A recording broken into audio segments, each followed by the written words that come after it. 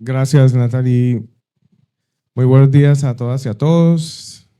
Es un placer realmente estar aquí, eh, tener esta gentil invitación que ha hecho Riley de San Andrés, que nos conocimos. Fue bastante, voy a decirlo, muy positivamente insistente en que, dado, digamos, de los temas que allá en algún momento cruzamos y hablamos. Natalie, Felipe, también nos conocimos allá. Bueno, a todos aquí, de verdad que muchas gracias. Nuevamente, Yairton 10 días. Yo soy ingeniero geógrafo, especialista en sistemas de información geográfica. También lo soy en planeación ambiental y manejo integral de recursos naturales. Actualmente trabajo en la Cancillería, pero como señaló el doctor Rodríguez Mejía, pues vengo más acá a contar la experiencia que durante estos veintitantos años tengo alrededor de todo lo que tiene que ver con, sobre todo con la parte de titulación colectiva a las comunidades afrodescendientes en Colombia. Agradezco también pues que Pastor ha estado muy pendiente también de poderles acompañar, Pastor Elías Murillo, quien puedo decir ha sido mi mentor. Realmente cuando yo estaba en mi tema de los sistemas de información geográfica y estaba en el Instituto Geográfico Agustín Codazzi, ya cuento por cómo llegué al Instituto Geográfico Agustín Codazzi, requirieron de pronto de espacializar la población afrodescendiente en Colombia a nivel municipal. Y básicamente espacializar era unas comunicaciones que le enviaron a todos los alcaldes preguntándoles si tenían población afrodescendiente y bueno, más o menos un tanto su densidad. Entonces se hizo ese mapa de densidad de alta, media, baja presencia de afrodescendientes y ese fue mi primer ejercicio. Y quién iba a saber que ese era el camino que yo iba a continuar allí. Yo me graduó de ingeniero geógrafo y estaba haciendo mi especialización, creo. Y mi mejor amigo de la universidad, también colega, era asesor de la subdirectora de geografía en el Instituto Geográfico Agustín Codazzi. Ella había sido, como a muchos, citada al Ministerio, en el momento, Pastor, creo que era Ministerio de Gobierno, 1994. Hoy se llama Ministerio del Interior. Ministerio de Gobierno habían sido invitados citados para hablar sobre la implementación de la Ley 70 de 1993. Recordemos que estaba reglamentando el artículo 55 transitorio de nuestra Constitución Política del año 91. Ella llega de allá del Ministerio de Gobierno, le dice a Emiro, mi amigo, Emiro, de palabras textuales, se nos vinieron los negros encima. Y entonces, doctora, ¿qué hay que hacer? Entonces, yo necesito un ingeniero geógrafo y que sea del Pacífico. Doctora, se lo tengo. Y ahí fue donde yo entré a trabajar al Instituto Geográfico Agustín Codazzi. Y en temas de delimitación municipal y departamental, básicamente eran los deslindes. Pero mi trabajo principalmente era trasladarme a los territorios en el Pacífico, que es donde está asentada la mayor población afrodescendiente en Colombia, a capacitarlos sobre la Ley 70 y específicamente sobre el manejo de la cartografía para que ellos pudiesen sobre la misma representar el territorio que a futuro iban a solicitar en titulación colectiva. Ya después vino en el año 95 la expedición del decreto 1745, que es el que establece todo el procedimiento para acceder a la titulación colectiva de los territorios rurales y ribereños, que decía de la cuenca del Pacífico, pero también igualmente el decreto estableció que si había zonas del país con iguales condiciones, se podía también acceder, las comunidades podían acceder a la titulación colectiva, cosa que hoy a la fecha se ha venido dando. Entonces, ahí hice parte de la comisión técnica, se llamaba Comisión Técnica de Ley 70, y yo dirigía algo que se llamaba la unidad de apoyo, y básicamente era todo el tema de recibir las solicitudes de titulación colectiva, ponerlas sobre la cartografía y un poco tener el contexto de lo que estaban solicitando en esa titulación.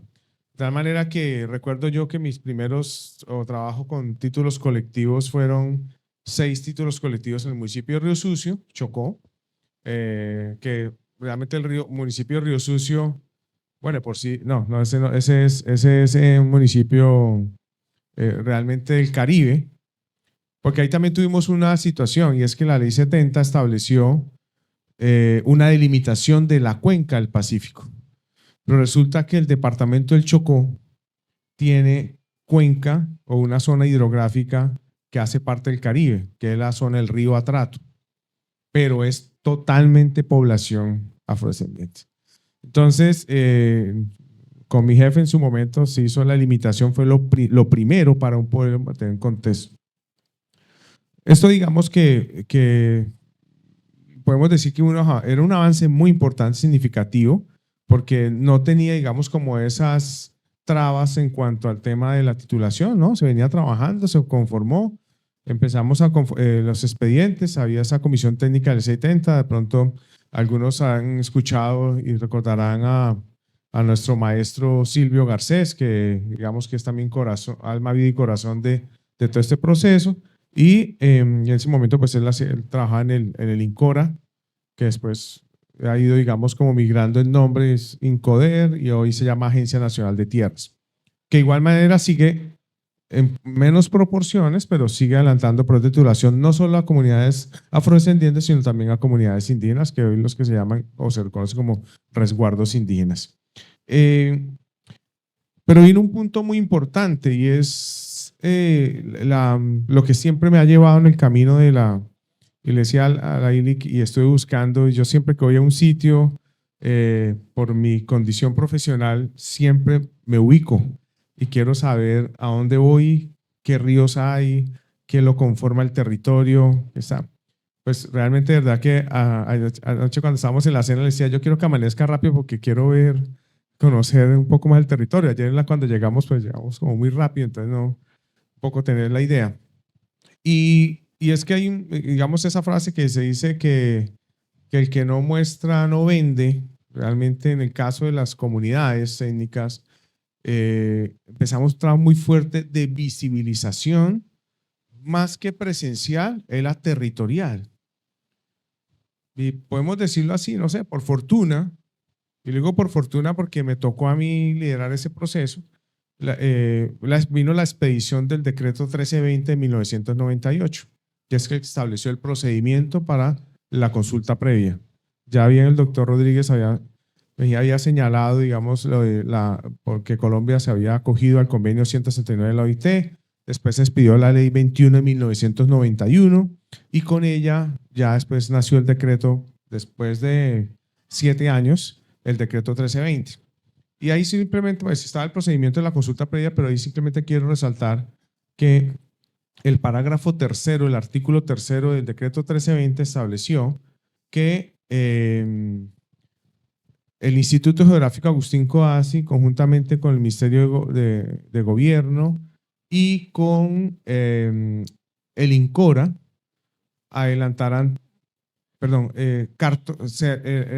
apoyarán la elaboración de la cartografía de las áreas ocupadas por las comunidades indígenas y negras en Colombia. Aquí en un caso, una vez el ministro del Interior se fue para el Instituto Geográfico Agustín Coasi. Yo ya había entrado en el 94, en una reunión. Entonces, yo quiero entender esto que está aquí, que es cuánto vale cartografiar. Entonces, bueno, ahí hablamos terminamos dándole como un presupuesto y con eso compramos equipos para irnos a terreno a verificar algunos puntos de lo que ya venía titulado en materia de comunidades negras y en materia de comunidades indígenas. Y decía que ese mapa que se producía se debería actualizar cada 6 meses. Hasta el 2009 que estuve en el Instituto Geográfico Agustín Coasi, sacamos 6 versiones de mapas de resguardos indígenas y 3 de comunidades negras, de tierras de comunidades negras, así lo dice específicamente la ley 70. Lo titulado se le conoce como tierras de comunidades negras. Yo por eso, pastor, me cuesta mucho decir en materia territorial consejo comunitario, porque el Consejo Comunitario para mí, es el ente administrativo como es el cabildo indígena en el caso de los resguardos indígenas, ¿sí? Entonces, es el territorio, porque no podemos olvidar que esa es la parte importante de todo eso. Entonces, sacamos el mapa y bueno, para resumirle, no alargar el tema, a hoy ya uno entra a la página a la web de la Agencia Nacional de Tierras y tú puedes entrar y descargar, así se le conoce el término shapefile, a los polígonos de las áreas tituladas en Colombia. Entonces, ahí te dice, esta versión corresponde a diciembre 13 de 2024. O sea, tiene hasta esa fecha incorporada las áreas tituladas, tanto de resguardos indígenas como de tierras de comunidades negras. Todo eso en el marco de la política o de la ley de datos abiertos que hoy en el mundo, digamos, que rige. Entonces, ese conocimiento del tema territorial me llevó a que hiciera parte después digamos, del primer grupo que se conformó en el Ministerio del Interior para, para adelantar todos los procesos de consulta previa. Entonces ahí ya pasé al Ministerio del Interior, estuve 2 años y eso después me llevó a ser parte del sector privado, y específicamente el sector de hidrocarburos. Como parte ellos crearon un grupo de consulta previa dentro de esa petrolera. Y en el tiempo que estuvimos, más o menos, adelantamos unos 200 y tantos procesos de consulta previa. Es más, recurrían, como esta parte, a la experiencia mía, porque el Ministerio del Interior no tenía algunas comunidades identificadas, reconocidas, y nosotros hacíamos el trabajo cartográfico y le entregamos al Ministerio del Interior para que ellos nos certificaran la presencia en ese momento. Hoy se llama procedencia, ¿sí? Entonces, certificaban la presencia para hacer la consulta previa. Y ellos, a su vez, les servía para seguir alimentando la cartografía de las áreas. Inicialmente, yo después, digamos que recomendé dejar de estar georreferenciando como un punto a un territorio, a una comunidad, porque un punto no te dice hasta dónde va. Y luego se lo aprendí a los indígenas. Los indígenas un día me dijeron, yo les pregunté, oye, ¿hasta dónde va su territorio? Hasta donde pegue el ojo.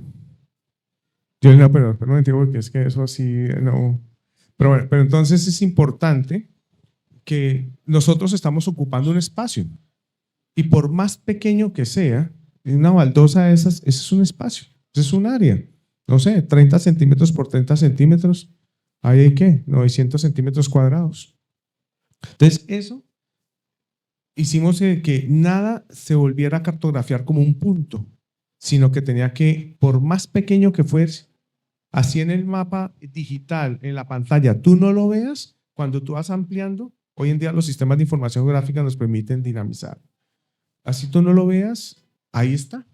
Y está georreferenciado. También, Pastore, en el año, no, sí, cuando estamos en la unidad de apoyo, porque yo fui prestado a irme al INCORA. O sea, yo tenía oficina en el INCORA, a pesar de ser LICA, para adelantar todo el proceso de titulación. Y obligamos al INCORA a comprar equipos de posicionamiento global. Estaban recién salidos los GPS. Y los topógrafos del INCORA que hacían su topografía con coordenadas, perdón, voy a utilizar momentos datos técnicos, términos técnicos, utilizaban coordenadas locales. Le decíamos 100, 100, 1000, pero eso no estaba referenciado en ningún lado. Entonces ya el GPS sí era coordenadas reales y empezamos a obligar a que todo acto administrativo que el INCORA expidiese de titulación debería venir georreferenciado y eso ayudó muchísimo. Yo, pues, con Laili habíamos hablado de pronto como una presentación. Se me ocurre, Laili, con la venia tuya, si me lo permites. Yo vi ayer que nos llevaste al Salón de la Poesía, allá hay un video BIM. De pronto, en un momento dado, si en la tarde, conectamos mi computador y podemos ver lo cartografiado en materia, digamos, a grupos étnicos en Colombia, ¿vale? Entonces, digamos que esa cartografía sirvió mucho también, por eso me llevaron al Ministerio del Interior, porque necesitaban saber en dónde estaban las comunidades indígenas y comunidades negras para poder adelantar los procesos de consulta previa. Y hay 2 años y dejamos implementado un sistema, hoy en día es un sistema de información muy robusto, en donde tiene no solo las comunidades étnicas, los territorios, sino también las que han reconocido y que todavía no están en proceso de acceder a propiedad, a titulación de propiedad colectiva, pero adicionalmente tienen todas las áreas, líneas o puntos, cuando me refiero a puntos, puede ser un pozo de petróleo, que han sido objeto de consulta previa. Yo decía que yo soy especialista en sistemas de información gráfica, y es que nosotros nos enseñaron en esa materia que el mundo real lo conforman puntos, líneas y polígonos. Ese es el mundo real. Y cuando tú vas a ver los sistemas de información gráfica, esos son puntos. Una vía, una línea, un poste es un punto, una alcantarilla, un predio, bueno, todo eso. Entonces, es, digamos, la manera de representar y el tenerlo representado a niveles de detalle cada vez mucho más precisos permiten que las certificaciones de procedencia, que ya no son analizadas porque estamos presentes, sino porque es que lo que usted va a hacer puede tener unos impactos negativos y positivos. Yo estoy acá y usted me dice, no, pero es que yo lo voy a hacer allá arriba y usted no lo usted ni siquiera se va a dar cuenta. Pero resulta que es que usted allá arriba le pasa una quebrada que también pasa por aquí y me va a afectar. Bien, entonces es, digamos, que la importancia de todo eso.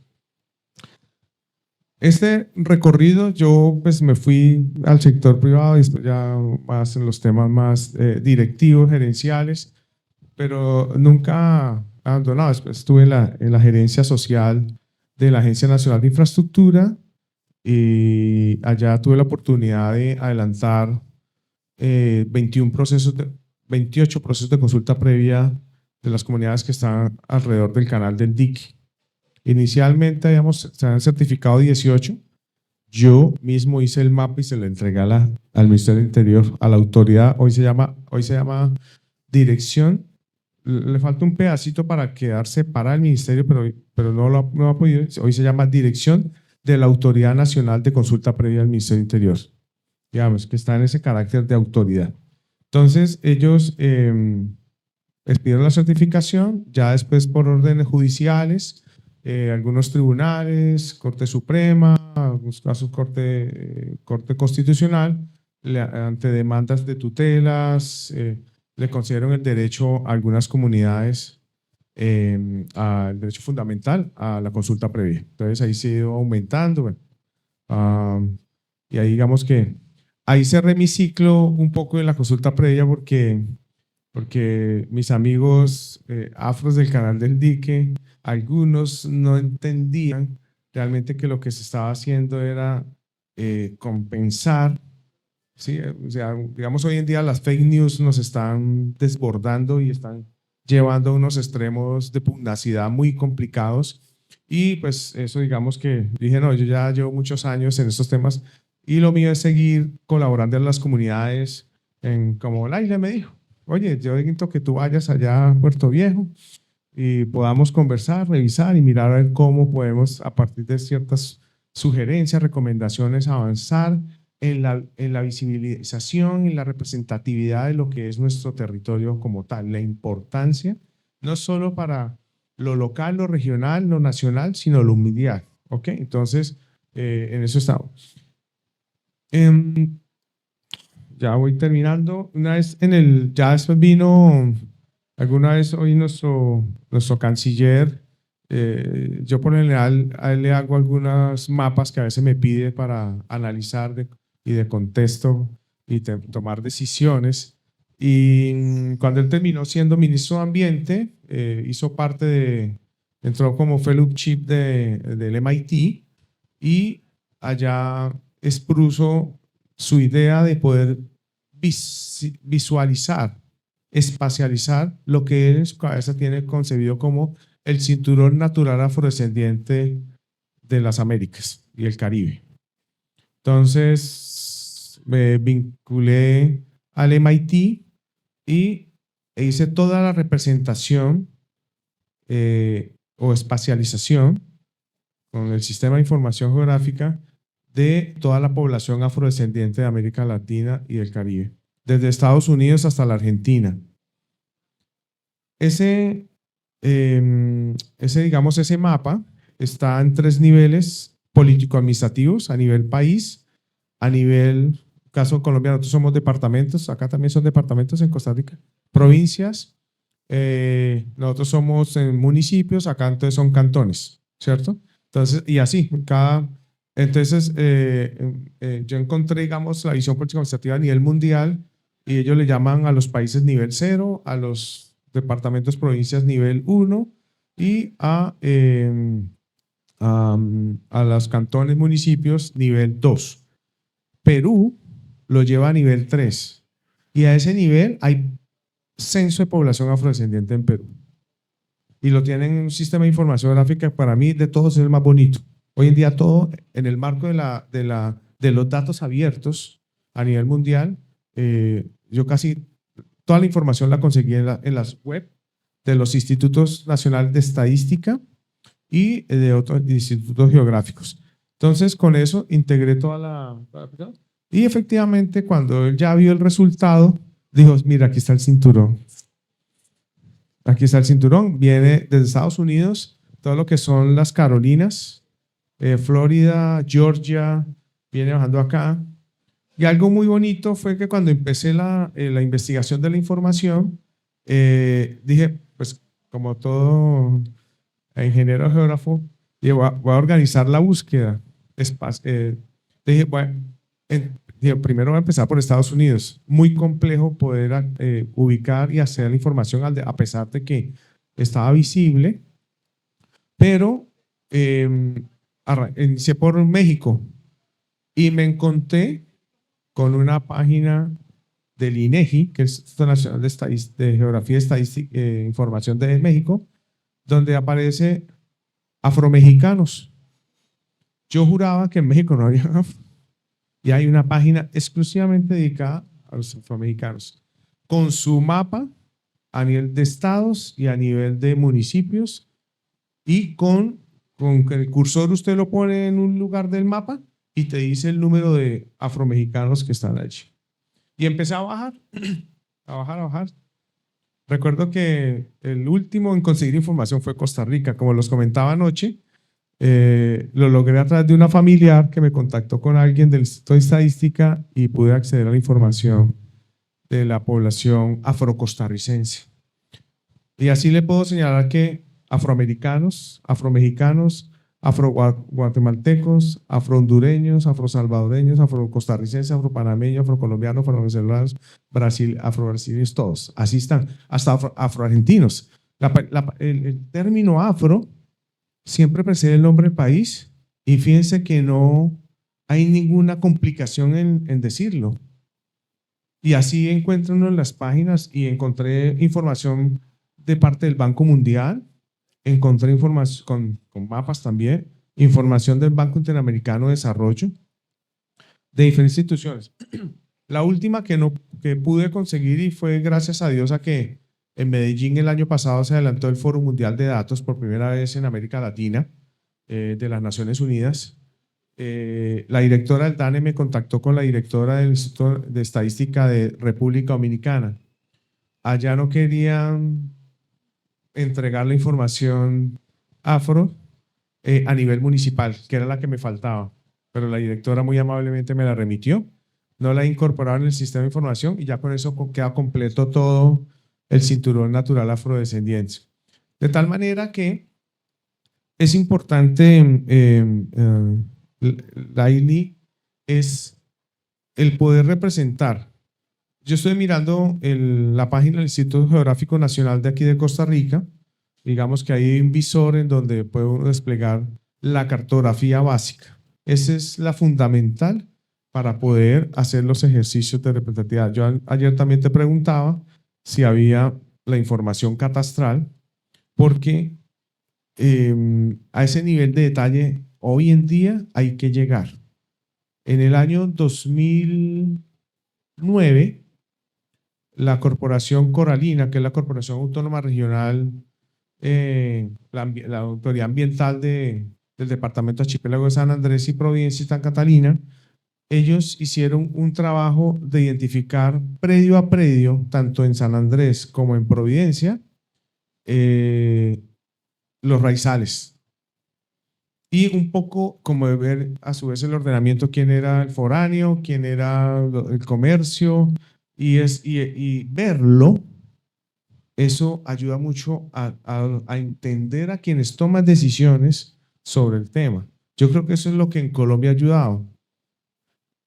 Al 2009 que yo me retiré del IGAD, yo tenía la cifra siempre y era a ese momento el 27% del territorio continental de Colombia titulado a comunidades indígenas en carácter de resguardo indígena. Y más o menos llevaba casi cercano al 5% de las áreas tituladas a las comunidades negras o afrodescendientes allá en Colombia. Y como les digo, hoy en día todo está debidamente georreferenciado, de tal manera que cualquier tipo de información que ustedes tengan también se puede espacializar. Es algo que lo tengan muy importante. Cualquier acción, documento que ustedes quieran acompañar ante un requerimiento, como lo preguntabas, ¿qué acción se pueden adelantar? Es buenísimo a representar. Yo sé que aquí están, sí, efectivamente, la historia. Yo tuve un alumno de aquí de Costa Rica, del Instituto Geográfico, cuando era profesor de Sistemas de Información Gráfica, y él me contaba que Costa Rica, pues, efectivamente está un vasto territorio concebido como áreas protegidas, ¿sí? Para nosotros la reserva indígena es algo que existió hace mucho tiempo y que hoy en día permitió llegar a las titulaciones, pero por lo general las reservas indígenas nunca digamos, se titularon con la misma área que tenían, por lo general siempre fue menos, porque allá se estableció un procedimiento que eran las unidades, las UAF, unidades agrícolas familiares, y dependiendo el número de familias, ese mismo número se titulaba. Y todo se hace en el terreno. O sea, los ingenieros, los topógrafos, los ingenieros catastrales, o hasta los mismos geógrafos, son los que tienen que hacer el recorrido y hacer la descripción del área que se va a titular. Y esa se pone a consideración del Consejo Directivo, en este caso hoy en día la Agencia Nacional de Tierras, quienes entran a analizar y establecer si esa área que están solicitando se puede titular. Adicionalmente, bueno, en la ley, se me olvidó mencionar, en la ley 70 había unas restricciones de titulación. O sea, a las comunidades negras no se les podía titular áreas protegidas, no se les podía titular predios de ley 200, que básicamente son predios individuales, no se podía titular ya se me fueron olvidando, pastor. ¿Cuáles más? Áreas protegidas, resguardos indígenas, áreas urbanas. O sea, que para eso tenía que tener uno claro el área del perímetro urbano que se conoce y eso, básicamente eso. Pero cuando, por ejemplo, en el año 2017 intentamos llevar a cabo la constitución de un área protegida en Tumaco, en Nariño, a parques nacionales le tocó adelantar proceso de consulta previa. Y la comunidad no quiso que llegara a la categoría de parque nacional. Se dejó más bien en distrito de manejo. Y ya para terminar, ahora sí.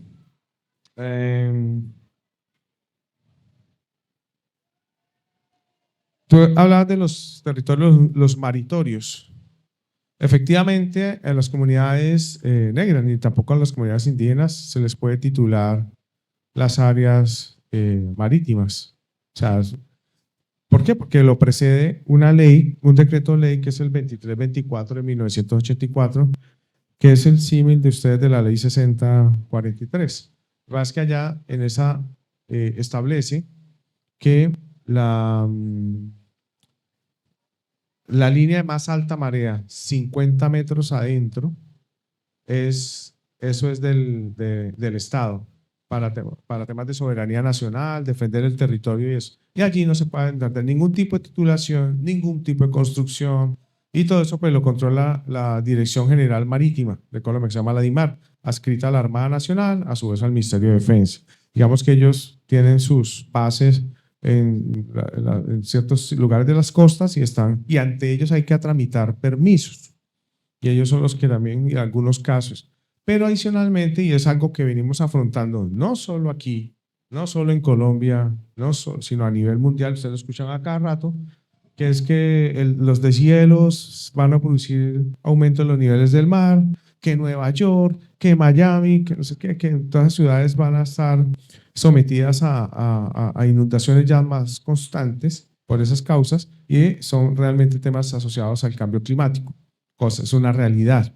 Entonces, aquí, y lo veía y lo hablaba esta mañana con el doctor Rodríguez Mejía y con Pastor, que aquí se observa. O sea, uno no tiene que haber estado aquí viviendo para ver que aquí está ya un problema de erosión costera. ¿Sí? Lo tenemos en todos lados y es hoy en día un tema de preocupación muy grande. Entonces, teníamos un momento íbamos a establecer una ley de zonas costeras y litorales, y para poder entender la problemática con la comunidad que es realmente la que está afectada allí, teníamos que haber adelantado unos estudios multitemporales, o sea, coger imágenes satelitales o fotografías aéreas de periodos de 10, 20, 30 años antes para poder visualizar. El aire dirá, la playa o tal punto estaba, no sé, a 200 metros. Entonces la comunidad empezó a alegar, es que ustedes están invadiendo el mar, ustedes están afectando la zona de costa. No, hace 30 años el mar estaba allá y es el que me está afectando a mí. Entonces, estos son, digamos, como elementos y argumentos que también hay que tener en cuenta para, en un momento dado, digamos, como estos alegatos. Conclusión después de 20 y tantos años, y de pronto Pastor dirá, después también pensará lo mismo, pero yo creo que, y bueno, por fortuna en Colombia, digamos, entre comillas, lo digo así, porque falta mucho realmente de pronto por avanzar y por concretar. Pero pues digamos que a partir del diálogo y el permitir y dejar hacer, yo nunca sentí ninguna traba en lo que estaba haciendo de la representación de las áreas tituladas y adicionalmente las áreas no tituladas, pero que contaban con la presencia. Hoy día lo podemos saber perfectamente. El Departamento Nacional de Estadística tuvo, digamos, una situación en un momento dado con un censo con relación a la población afrodescendiente, pero digamos que dadas las herramientas y los sistemas de información, hoy en día, digamos, hay una forma mayor ya de representatividad, lo podemos ver por todos lados. Entonces, pues espero que toda esta información haya sido de mucha utilidad. De igual manera, pues, como tú lo has dicho, aquí vamos a estar. Aquí está nuestro embajador itinerante de los pueblos afrodescendientes, pastor designado por nuestro canciller Luis Alberto Murillo, para estar, digamos, en representación de todos ellos. Y bueno, fortuna que ustedes lo tienen aquí en Costa Rica. Muchas gracias.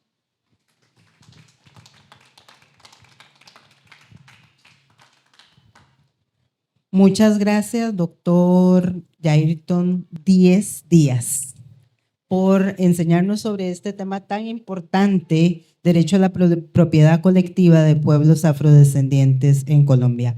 Vemos que el país vecino nos lleva ventaja en estos temas. Quisiera saber si hay comentarios o preguntas del público para seguir ilustrando este tema. Don Edgar.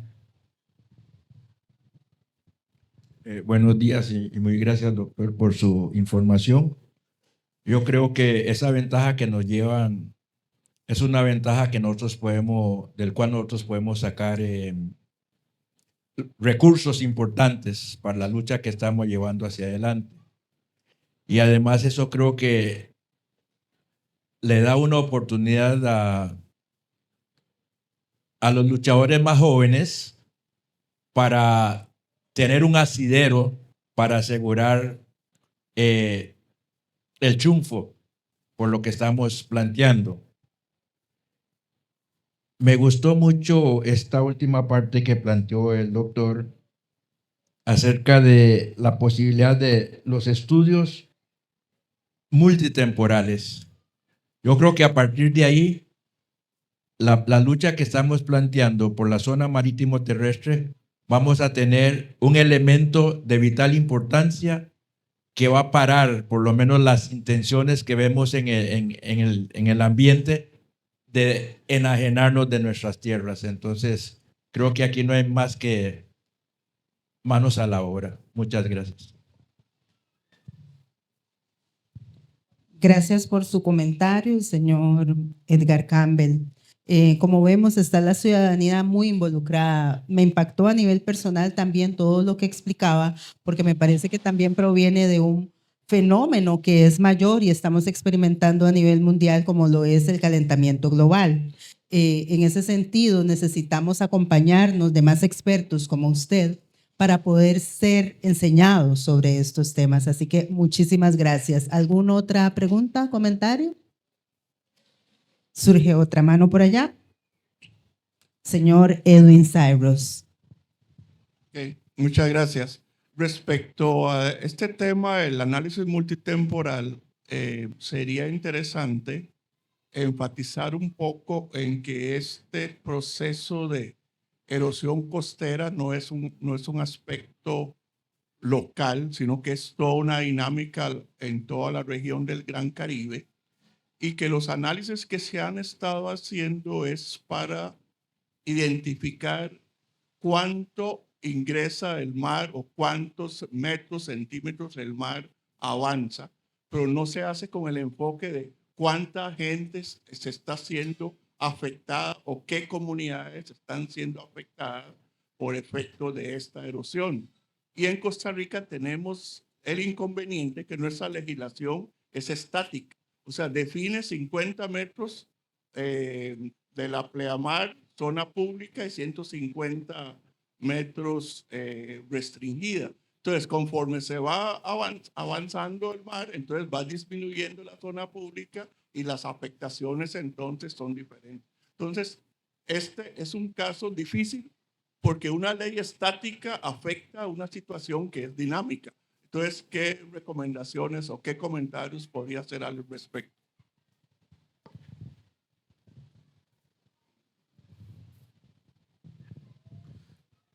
Esa fue la primera situación que tuvimos que resolver cuando empezamos a cartografiar las áreas tituladas a las comunidades negras, sobre todo en el Pacífico. Teníamos algo que se llamaba la cartografía IGAC base DANE, así se llamaba. DANE es el Departamento Administrativo Nacional de Estadística en Colombia. Y el DANE en sus trabajos había adelantado una cartografía, pero no tenía las curvas de nivel, no tenía los detalles, digamos, y era muy incipiente y tenía cosas mal referenciadas. Entonces, hacía crear unos territorios. La tecnología nos ha permitido hoy ir avanzando. Hoy el Instituto Geográfico Agustín Coasi, pastor, si alguna vez estuvo por allá, usted veía unos señores montaban unas máquinas que eran los estereoscopios. Eran dos manijas, una en cada mano, el señor mirando por aquí, tratando de que una burbuja quedara dentro de una circunferencia. Cuando eso quedaba así, él veía en tercera dimensión. Y con eso podía empezar a trazar las curvas de nivel y ahí salió la cartografía. Hoy en día, bueno, recuerden que vino después el acceso a las imágenes satelitales era muy complicado y después vino Google Earth, que hoy en día todo el mundo accede más que todo con Google Maps, pero detrás está Google Earth.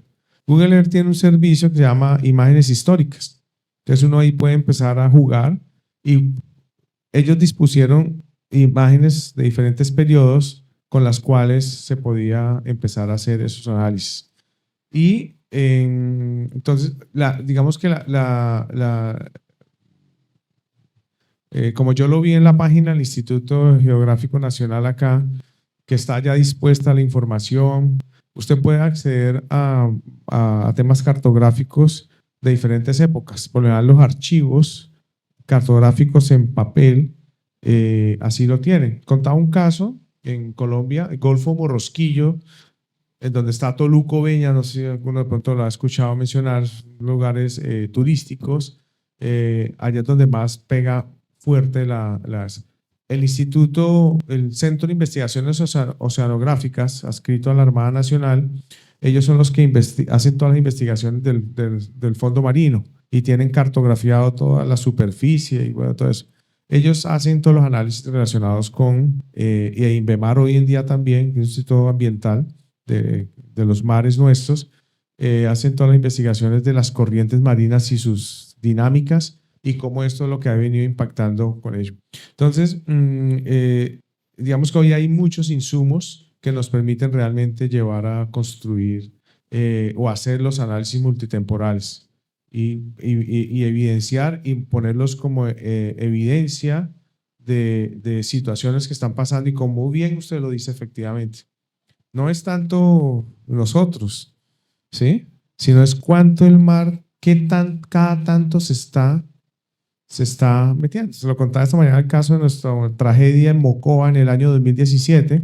El Servicio Geológico, a través de artículos periodísticos, logró demostrar que más o menos un promedio de cada 10 años se viene una avalancha, una fluvio torrencial, que la más fuerte en la historia fue la del 2017, pero años anteriores mostró que cada tanto sucedía eso. Entonces, ahí están como ese tipo de análisis que demuestra. Y hoy en día también, sumado a los análisis multitemporales, están los testimonios, que a veces se evitan que se den, y resulta que los testimonios son importantes. Por eso, cuando estamos en la ley de zonas de fronteras y litoral, la ley de zonas costeras y litorales, fuimos al territorio a escuchar a las comunidades. Porque yo desde el escritorio no puedo decir, es que está pasando eso y entonces automáticamente vienen estos tipos de afectaciones. ¿Vale?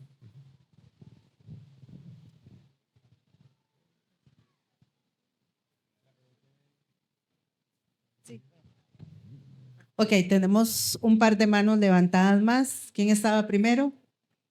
Karina. Bueno, doctor, muchísimas gracias por este espacio porque se evidencia una vez más que la ciencia como tal se convierte en una herramienta política y entonces eso habla de la geografía crítica, ¿no? Y de lo que habla Milton Santos precisamente de la territorialización. Y a mí me gustaría conocer un poco más como qué ha pasado o cómo pasó ese proceso territorial, cuáles fueron las fricciones y las disputas dentro de para llegar a ese 5% de reconocimiento de la población negra con sus territorios y ese 27% del resguardo indígena, porque eso no se da de la noche a la mañana y como usted bien dice, en las comunidades pasan cosas. Y también decía, como desde mi ojo profesional, yo soy socióloga de profesión y me parece que detrás de todo un tema legislativo y de georreferenciación y de trabajo más técnico, hay una serie de disputas y un marco precisamente de aliados y de contrapartes, pero también de gente que está como opositora. Entonces tal vez me gustaría como que ahondara un poco más en eso, porque es una cosa que en el futuro probablemente nos vamos a enfrentar acá en el territorio. O nos estamos enfrentando ya. Ok. ¿Me recuerdas tu nombre? Karina. Karina. Bien, Karina. No, mira, lo dije hace un momento, digamos que durante el proceso sobre todo de titulación colectiva en favor de las comunidades negras, que así lo decía el decreto 1745, como se hablaba de que se haría sobre áreas baldías, rurales, ribereñas, o sea, eran territorios de la nación, ya los indígenas tenían avanzado unas áreas tituladas y como la ley establecía que no se podía titular territorios indígenas, pues el tenerlos cartografiados es lo que nos permitió, digamos, que siempre las comunidades y como le hicimos ese ejercicio de capacitación y del uso de la cartografía, permitió que ellos, digamos, tuviesen claramente hasta dónde iban su titulación. Que teníamos que hacer algunos ajustecitos de pronto en la revisión, ¿sí? Tuvimos algunos casos de una disputa territorial por una reserva natural, se llamaba las Teresitas, en el río, en la cuenca del río Truando, en Río Sucio, Chocó, zona bastante complicada, en donde el funcionario del INCORA, favoreciendo a las comunidades indígenas, les dijo, tranquilo, yo les incorporo esa reserva dentro de lo que ustedes van a solicitar en calidad de resguardo. Un indígena, amigo de las comunidades, se lo comentó a los afros, pero el tema llegó hasta que se expidió la resolución. Esa situación generó un conflicto bastante complejo. Entonces nos tocó ir allá en el año 95, donde fue la primera vez que se convocó a todas las entidades del Estado. Llegaron allá. Y en esa reunión llegó un jefe de un frente 57 de las FARC. Se sentaron al lado mío y empezaron a exponer la situación y a decir, una entidad, ustedes generaron esta conflictividad que aquí no existía. Entonces, sabemos que los días siguientes van a seguir las negociaciones para resolverlo. No vamos a estar presentes por obvias razones, pero pues, claro. Posteriormente, bueno, ahí en esa reunión se acordó que se iba a retirar esa área y a la comunidad indígena se le iba a entregar una similar en otra parte, digamos, donde hubiese disponibilidad. Yo después no pude regresar a las siguientes reuniones, todo eso, pero digamos que siempre o nunca, por lo menos en lo que yo estuve, hubo un tema de conflictividad porque cada uno sabía hasta dónde estaba.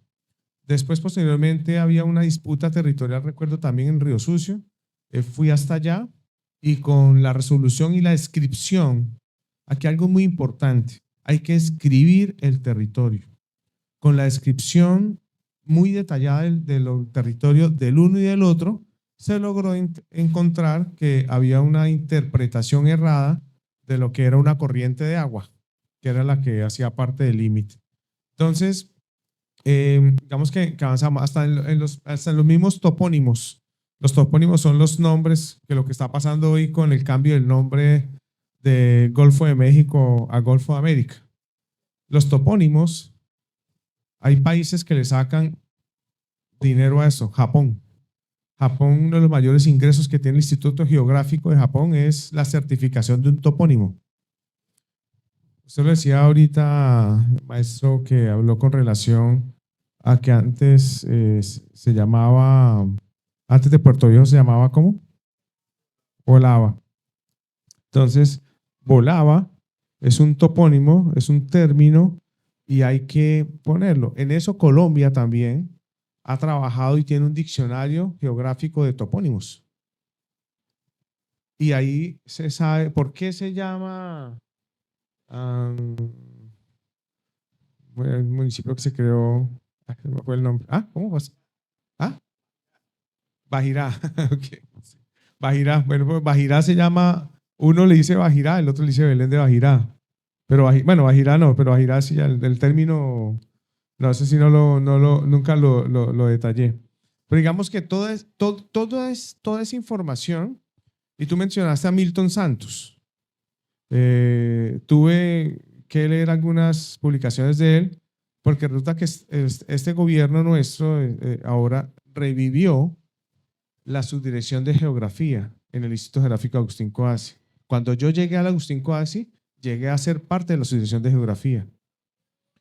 Y después un gobierno y dijo, no, venga, ni la geografía ni la historia, sino, entonces subdirección de geografía y cartografía. Menos mal la dejó adelante, pero ahorita la abrió. Y están elaborándose geografías para la vida a nivel municipal.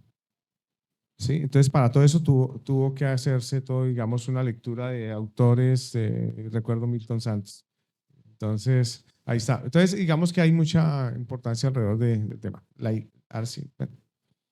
Bueno, voy a estar aquí mañana, entonces seguro vamos a seguir conversando el transcurso del día, cositas y eso. Laili. Muchas gracias.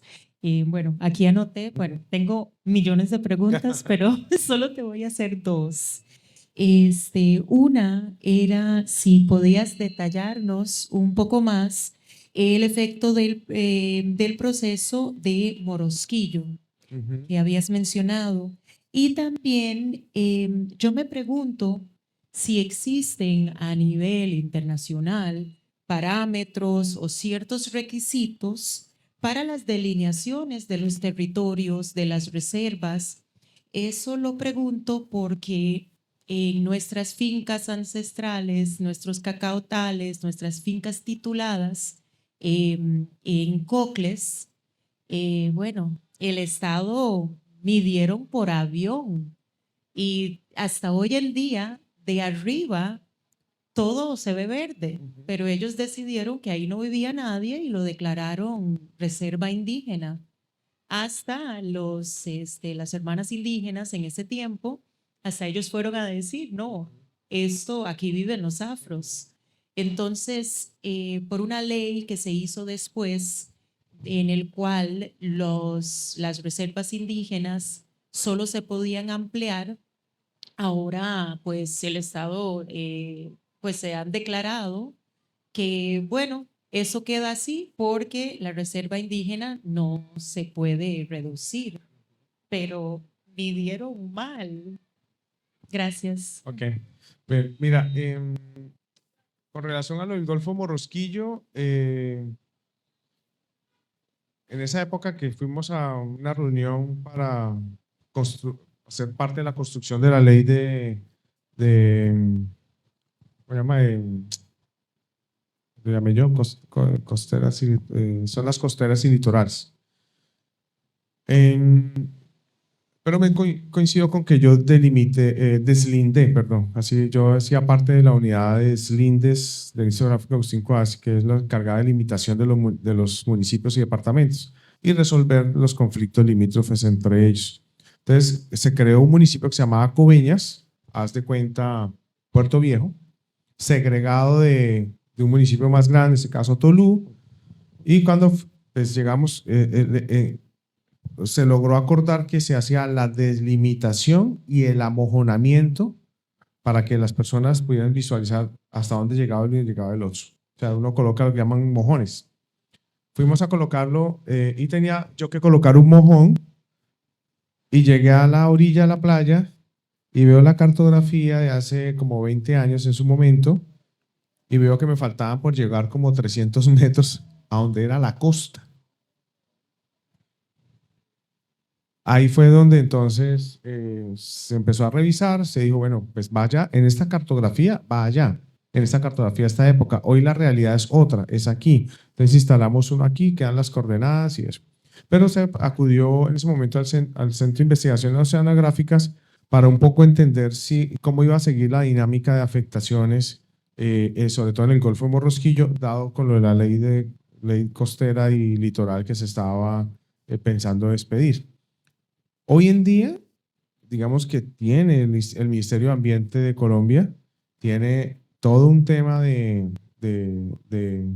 digamos, de análisis de las afectaciones en las zonas costeras de Colombia, porque pues hay unos ecosistemas muy importantes. Aquí yo veo que tienen, no sé si hay algo de manglar en algún punto, pero nosotros en el Pacífico tenemos unos manglares digamos, unas áreas muy importantes. En el Caribe no tanto, pero digamos que eso está siendo afectado.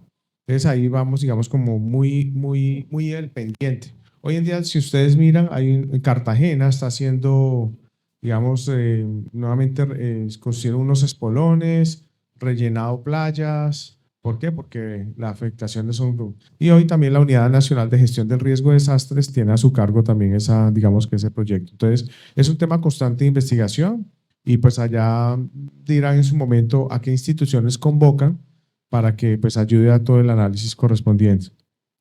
Y con relación al tema de la delimitación, pues efectivamente que anoche también mencionaba, en Colombia tenemos una sentencia de la Corte Constitucional, que es la T880, que le concedió el derecho a la consulta previa al pueblo Motilón Barí que es un pueblo que está justamente en la zona donde hoy estamos con problemas, que es el Catatumbo.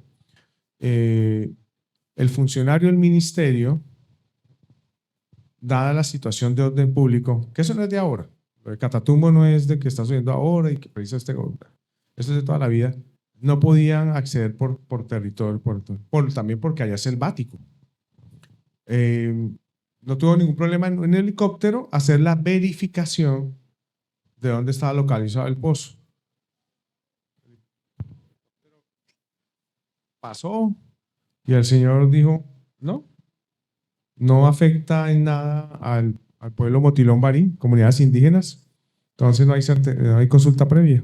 Resulta que la corte dijo, no señor, y ahí hace recuento de que la verificación se hizo en helicóptero, eso no es lo adecuado. Nosotros tenemos, digamos, en los procesos de titulación, sabíamos que había muchas zonas, y acá ustedes lo tienen, que no se pueden acceder por lo tupido, la selva, la pendiente y todo eso. Entonces, el contar con una buena cartografía que permita saber divisoria de aguas, que es, digamos, como los términos limítrofes que más se utilizan, las corrientes de agua, los ríos, las quebradas, eso hace, digamos, que fácil las delimitaciones. Y lógico que se tienen que sentar con los vecinos a tener claro. Y también hoy en día ya la georreferenciación, o sea, los sistemas de posicionamiento global, GPS, también te ayudan muchísimo en el ejercicio. Yo veía en mi revisión cartográfica, cuentan con toda la cartografía en diferentes escalas. Entre más pequeño el número, más detallada la cartografía. Y habría que hacer los ejercicios. Yo, se los voy a ser sincero, no soy amigo de la cartografía social en papel periódico o en cartulinas. Porque, como soy ingeniero geógrafo, yo utilizo coordenadas reales, toda la realidad que está plasmada en la cartografía. Yo sé que hay que hacer esos ejercicios de que algunos que no manejan la cartografía hagan sus expresiones allí, pero después te queda la tarea a ti de interpretar eso y ponerlo sobre la cartografía para ver la realidad. Es muy complicado. Lo que hicimos en su momento, y consideramos que pudo haber sido un éxito en todo el ejercicio, es que yo llevaba la cartografía oficial del IGAC a la comunidad y nos sentábamos en la cartografía, tan así que ellos me decían, oye, pero usted ya estuvo por acá. Le dije, no, yo nunca he estado por acá. Uy, pero es que usted conoce. Le dije, no, es que yo ya me estudié la cartografía. Yo ya sé los nombres de tal quebrada, llego por tal río, me subo por acá al losa. Entonces vamos a proponer esta delimitación, ¿sí? Ese es, digamos, un ejercicio.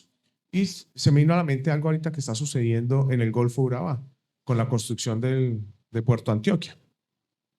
Puerto Antioquia, hay un artículo un artículo en este portal de verdadabierta.com en donde relata lo que pasó con la consulta previa y cómo en un momento de la vida Jairton Díez fue no utilizado, pero sí hice parte del proceso, porque yo fui a verificar, yo estaba en consulta previa, pastor, y fui a verificar el puerto granelero. Un puerto granelero. Cuando yo llegué, el puerto granelero era el equivalente a esta área grande, a orillas del río León. Yo había pasado por la comunidad negra, pero como era en un predio privado y eso, pues, y en ese momento era presencia, pues aquí no hay presencia, pues mi concepto fue que pues no procedía a la consulta previa. Ya cuando más adelante, 2016, 2017, cuando ya todo el tema del licenciamiento, dos cosas sucedieron para esas épocas posteriores. Un funcionario del INCODER se tituló unas tierras a él, cosa que eso está prohibido. Él solo puede hacer una titulación 5 años después de haber estado en la institución que lo hace. Por un lado. Y por otro lado, me encuentro con que la licencia ambiental que han expedido habían tomado la certificación del 2008, en donde habían dicho que no había presencia, cuando ya el proyecto no era el puerto granelero chiquito, sino que ya era semejante infraestructura. Entonces, hoy en día, una amiga abogada, trabaja en la unidad de restitución de tierras y ella era como la representante de la comunidad en la reclamación que estaba haciendo. Y alguna vez me comentaba y me decía, lo que pasa es que ellos están reclamando la ancestralidad del territorio. Entonces le dije, mira, yo recomendaría que la titulación, recuerda que hay un análisis y toda la cuestión, que accedan a la titulación del territorio que han estado. Porque si están pidiendo más allá por efecto de que está el proyecto, que sí pasa por su territorio y que finalmente creo que tú que haces consulta previa, más allá es que la comunidad va a terminar vinculada a las actividades que va a desarrollar portuarias y todo eso, como suele suceder en toda parte del mundo, ¿sí? Entonces, digamos que son casos muy, yo los llamo bonitos porque le permiten a uno realmente estar en constante aprendizaje y un poco pensar hacia dónde debe ir un momento dado una comunidad en cuanto a las reclamaciones de los derechos territoriales que tiene. Que aquí ustedes lo tienen y habría que estar acá. Y termino diciendo que ayer o desde antes de viajar, ya confirmado el viaje, iba a tener como un déjà vu a mi 1994 cuando comenzamos con el tema de la titulación colectiva en Colombia, de la cual hice parte. Gracias.